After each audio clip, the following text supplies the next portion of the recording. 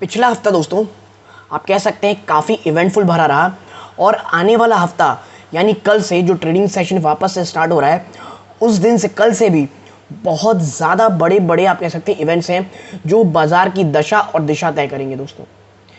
इनमें से कुछ बहुत इंपॉर्टेंट चीज़ें जो नए आईपीओ कल लिस्ट हो रहे हैं, नए आईपीओ ओपन हो रहे हैं, ओपेक और आईएक्स की तरफ से आप कह सकते हैं कुछ इंपॉर्टेंट रिपोर्ट्स लाने वाली हैं, यूएस का डेटा, चाइनीज़ डेटा, ये तमाम चीज़ें मिल करके आप कह सकते हैं बहुत बहुत ज़्यादा इंपॉर्टेंट इवेंट्स आने वाले हफ्ते में हैं। और जो निफ्टी दोस्तों आप कह सकते हैं सिर्फ एक दिशा का इंतज़ार कर रहा है, क्योंकि करेंटली जो ये क्लोज दिया है दोस्तों, ऊपरी स्तरों में इमीडिएट रेजिस्टेंस देखेंगे 18,000, उसके बाद 18,200, निचले स्तरों पे 17,600 से लेकर के 17,550 से 17,500। तो ये जो रेंज है ना दोस्तों, इस पूरे हफ्ते में हमारी यहीं पे नज़र होगी दोस्तों, ठीक है। और जो पिछला हफ्ता गया है वहाँ पे जो यूरोपियन सेंट्रल बैंक्स हैं उन्होंने जो अपना जो इंटरेस्ट रेट है वो वापस से 75 बेसिस पॉइंट बढ़ाया है, लेकिन हालात वहाँ के इतने ज़्यादा बुरी हो चले हैं दोस्तों कि 75 बेसिस पॉइंट बढ़ाने के बाद भी इन्फ्लेशन जो इनका टारगेट है वो आस पास भी टच होता हुआ दिखाई नहीं दे रहा दोस्तों। तो हम जानने की कोशिश करेंगे कि जो आने वाले हफ्ता है वहाँ पर कौन से इंपॉर्टेंट डेटा आने वाले हैं। नमस्कार दोस्तों, मेरा नाम है अमिताभ मिश्रा और आज बात करने वाला हूँ स्टॉक मार्केट के ऊपर जो आने वाले जो हफ्ता है वो कौन से इवेंट से बहुत ज़्यादा इम्पैक्ट करेगा। तो देखिए, सबसे पहला डेटा आएगा दोस्तों मंडे को, यानी कल। आप देखेंगे कि जो इंडिया का इन्फ्लेशन और इंडस्ट्रियल प्रोडक्शन का डेटा है ये कल आएगा और ये बहुत इंपॉर्टेंट डेटा रहेगा दोस्तों। और बात करूं इंडिया की इन्फ्लेशन की दोस्तों, तो जो एनुअल इन्फ्लेशन रेट है वो 6.71% रही है जुलाई में, और ये इस बार भी थोड़े हद तक ईज होने की बातें चल रही दोस्तों। इंडस्ट्रियल प्रोडक्शन दोस्तों जून में 12.3% थी। बात करें दूसरा इवेंट की, तो यूके का जीडीपी डेटा कल आएगा दोस्तों, और ये मुझे लगता है हमारे बाजार बंद होने के बाद शायद आए। यूके का जीडीपी डेटा आपको पता होगा कि पिछले लगातार 2 महीनों से वो श्रिंक होते चला जा रहा है। तो इस बार देखना ये रहेगा कि जीडीपी किस प्रकार की आती है, क्योंकि जो दोस्तों जुलाई गया वहाँ पे 0.6% की कॉन्ट्रैक्शन हमें देखने को मिली थी। तो देखना ये होगा इस बार यूके का जीडीपी डेटा किस प्रकार आता है दोस्तों, ठीक। और चाइना का बैंक क्रेडिट डेटा भी सामने आने वाला है, और देखिए जो न्यू युआन की वैल्यू है ना, लोन है ना, ये बढ़ते हुए ही दिखाई देंगे।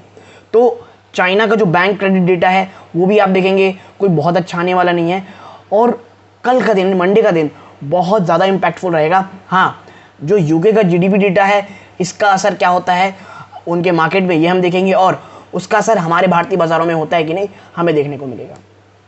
बात करें ट्यूसडे की दोस्तों, तो देखिए ट्यूसडे को बोर्ड मीटिंग है दोस्तों, पहला बजाज होल्डिंग्स की और एजिस लॉजिस्टिक्स की। इन दो कंपनीज की, बजाज होल्डिंग और एजिस लॉजिस्टिक्स की मिलके बोर्ड मीटिंग होगी, जहां पे ये अब क्या चीज़ करेंगे दोस्तों, इंटरिम डिविडेंड ये कंसीडर करने वाले हैं। नेक्स्ट जो बड़ा चीज़ है दोस्तों कि यूरो का एरिया इकोनॉमिक सेंटिमेंट इंडेक्स आने वाला है, और आपको जिस तरह के हालात यूरो के बारे में पता है, वहाँ से कोई भी पॉजिटिव न्यूज़ आना मुझे बहुत टफ लगता है दोस्तों। देखना ही होगा बस ये कोई बहुत ज़्यादा ख़राब नहीं हो जाए दोस्तों, ठीक है। और आप देखेंगे कि जिस तरह की चीज़ें हैं सब ये मान रहे हैं कि डेटोरेशन लगातार जो जारी है वो अभी भी जारी रहेगा, कहीं से कोई भी राहत भरी खबर नहीं आने वाली दोस्तों, ठीक है। और जो आपको याद होगा ZEW इकोनॉमिक जो सेंटिमेंट था वो 10 साल की न्यूनतम स्तर में पहुंच गया था दोस्तों। तो यही कारण है कि जो यूरो एरिया इकोनॉमिक सेंटिमेंट का डेटा जो आएगा वहाँ से कोई अच्छी खबर आने वाली नहीं है। बात करेंगे एक और मेजर इवेंट की जो ट्यूसडे की रात तक हमें पता चलेगा, वो है यूएस का इन्फ्लेशन डेटा। अगर यूएस का इन्फ्लेशन डेटा कहीं से कुछ राहत भरी खबर ले आता है दोस्तों, बाजार झूम उठेगा, ठीक है। मैं आपको बता रहा हूँ यूएस का इन्फ्लेशन सिर्फ यूएस के लिए नहीं, भारतीय बाज़ारों के लिए भी बहुत इंपॉर्टेंट होगा, और जो हमारे एनालिस्ट हैं इंडिया के वो भी बहुत ही आप कह सकते हैं कीनली वॉच कर रहे होंगे कि यूएस का इन्फ्लेशन डेटा किस तरह आता है। यदि अगर कोई ईज होती है वहाँ पे इन्फ्लेशन डेटा में, तो जो पॉवेल हैं साहब हैं वो इंटरेस्ट रेट को काफ़ी हद तक आप कह सकते हैं 75 तो नहीं 50 बेसिस पॉइंट तक ला सकते हैं। लेकिन ये मैं कह रहा हूँ दोस्तों, जिस तरह की इनकी कमेंट्री रही है यूएस फेड के चेयरमैन की, मुझे कहीं से भी कोई राहत होती दिखाई नहीं दे रही, बल्कि मुझे लगता है वो जो इन्फ्लेशन का डेटा आएगा यदि थोड़ा भी ऊपर नीचे होता है तो हमें एक बहुत एग्रेसिव रेट हाइक लगातार देखने को मिलेगा। तो जो ट्यूसडे का दिन है वो बड़ा इंपॉर्टेंट रहेगा, क्योंकि उस दिन यूएस का जीडीपी डेटा आने वाला है दोस्तों। ठीक, उसके बाद ट्यूसडे को ही ओपेक की मंथली रिपोर्ट आने वाली है दोस्तों, और ये बहुत इंपॉर्टेंट रहेगी दोस्तों, क्योंकि ओपेक प्लस की जो मंथली रिपोर्ट आने वाली है ऑयल प्रोडक्शन की रिपोर्ट रहेगी दोस्तों। ये वो इसमें ये बताने की कोशिश करेंगे कि जो ऑयल की जो प्रोडक्शन है वो किस तरह रही है। और यदि आपको याद हो, कुछ दिन पहले ही जो ओपेक प्लस नेशन मिले थे उनका कहना था स्लाइट, बहुत कम, हम जो प्रोडक्शन है उसे कम करेंगे दोस्तों। और आपको पता होगा ये बिल्कुल भी सही नहीं है। रीज़न क्या था, क्रूड ऑयल थोड़े हद तक नीचे स्तरों पे आ रहे थे दोस्तों। तो आपको देखेंगे कि जो यूएस का ओपेक प्लस की रिपोर्ट है वो क्या कहती है, और बाजार और खासकर कि भारतीय बाजार के लिए ये तो बड़ी इंपॉर्टेंट डेटा होगी। अगर कहीं से भी कुछ भी प्रोडक्शन में कमी दिखाई देती है, या उनकी जो कह सकते हैं कमेंट्री है वो हॉकिश रहती है, हॉकिश नहीं कहना चाहिए, अगर उनकी कमेंट्री थोड़ी सी इस प्रकार रहती है कि भाई हाँ प्रोडक्शन कट करेंगे, बिल्कुल भी सही नहीं रहेगा भारतीय बाजारों के लिए। बात करते हैं अब वेंसडे को, यानी बुधवार को दोस्तों आएगा इंडिया का होलसेल प्राइस का डेटा। ठीक है, और wholesale price inflation WPI data आएगा, होलसेल प्राइस इन्फ्लेशन का। और आपको याद हो तो जो मई था दोस्तों वहाँ पे कुछ ईज देखने को मिला था, और जो अगस्त का टाइम था वहाँ पे ये बढ़ करके 13.93 हो गया था, और वापस से जुलाई में आपको यहाँ थोड़ी सी कमी देखने को मिली थी, और डेटा आप कह सकते हैं 15.18% इन जून था दोस्तों। ठीक है, आप कह सकते हैं जून का जो 15.18% का डेटा था, उसके बाद जुलाई में एक कम होके 13.93 हो गया था WPI, होलसेल प्राइस इंडेक्स का डेटा। यानी कि अब जो आने वाला डेटा है दोस्तों अगस्त का, ये हमें देखना पड़ेगा क्या जुलाई के 13.93 से कम आता है या ज़्यादा आता है।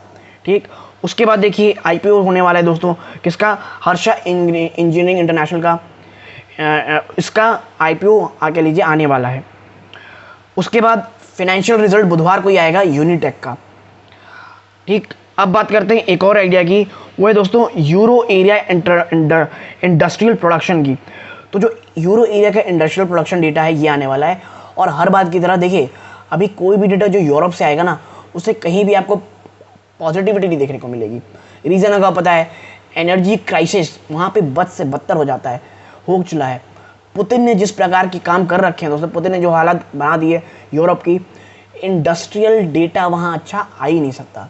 अगर किसी कारणवश आता है यूरोप के मार्केट झूम उठेंगे, लेकिन एनालिस्ट को प्लस मुझे भी बिल्कुल नहीं लगता कि यूरोप का एरिया इंडस्ट्रियल प्रोडक्शन डेटा कुछ अच्छा आएगा दोस्तों।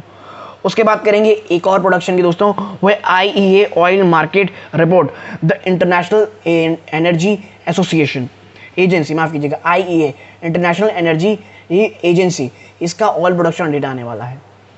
बात करते हैं अब थर्सडे को दोस्तों, यानी गुरुवार को। तो यहाँ पे दोस्तों आप देखेंगे कि जो अभी भी IPO आया था तमिलनाडु मर्केंटाइल बैंक का, ये लिस्ट होगा। उसके बाद ये हमें देखने को मिलेगा कि क्या UK का इंटरेस्ट रेट डिसीजन लेना है, क्योंकि देखिए मंडे को आपका आ रहा है GDP डेटा, और थर्सडे को वहाँ की सेंट्रल बैंक इस बात की ओर कह लीजिए काम करेगी कि क्या जो इंटरेस्ट रेट है वो बढ़ाना है या घटाना है। और आंख मूंद करके बता रहा हूँ, इंटरेस्ट रेट सिर्फ और सिर्फ बढ़ने की बातें हो रही होंगी। अगर ज़रा सा भी, कि वहाँ पे जो हालात हैं इन्फ्लेशन के वो बहुत भयंकर है दोस्तों, और ज़रा सा भी अगर आप कह सकते हैं वहाँ के सेंट्रल बैंक अगर लीनेंट होते हैं, मुझे लगता है बहुत ही ज़्यादा प्रॉब्लम आ जाएगी। तो मोर और लेस 50 बेसिस पॉइंट की तो एटलीस्ट उनको इंटरेस्ट रेट बढ़ानी ही पड़ेगी। बात करेंगे अब है US रिटेल सेल्स की, कि US रिटेल सेल्स के डेटा आएंगे कि किस तरह रह रहे हैं, और अगर ये बहुत ज़्यादा होते हैं तो वापस से इन्फ्लेशन का डर बना रहेगा दोस्तों। बात करते हैं फ्राइडे की, तो चाइना के इंडस्ट्रियल प्रोडक्शन के डेटा आने वाले हैं, और यहाँ से कुछ पॉजिटिव न्यूज़ आने की बातें हो रही दोस्तों, कि चाइना की जो इंडस्ट्रियल प्रोडक्शन डेटा है ये काफ़ी हद तक पॉजिटिव रह सकता है। अब US कंज्यूमर सेंटिमेंट फ्राइडे को ही आएगा दोस्तों, और ये भी देखने लायक रहेगा कि किस तरह रहता है दोस्तों। यानी कि फ्राइडे का सेशन चाइना के इंडस्ट्रियल प्रोडक्शन और US के रिटेल सेल्स के जो US के जो रिटेल सेंटिमेंट है, इस डेटा को दिखाएंगे। देखना ये होगा किस प्रकार के रहते हैं।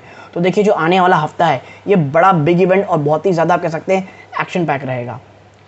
तो यदि आपको मेरी पूरी एनालिसिस पसंद आई हो, प्लीज़ वीडियो को लाइक कीजिए, चैनल पहली बार आए हैं सब्सक्राइब जरूर कीजिएगा।